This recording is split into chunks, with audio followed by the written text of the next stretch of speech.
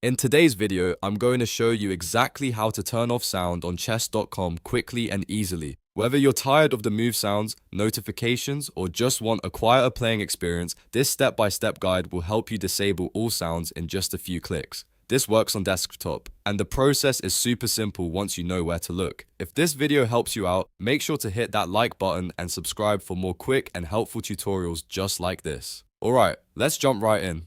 First, open your browser and go to chess.com. Make sure you're logged into your account so you can access your settings. Once you're on the main dashboard, look toward the bottom left corner of the screen. You'll see a small gear icon, which is the settings button.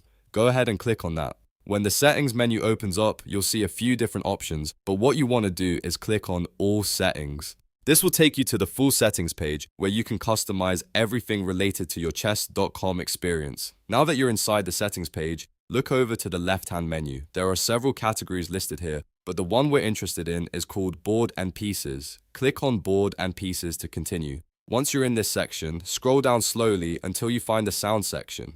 This is where chess.com controls all audio-related features, including move sounds and other in-game effects. Now, inside the sound section, you'll see an option labeled Play Sounds.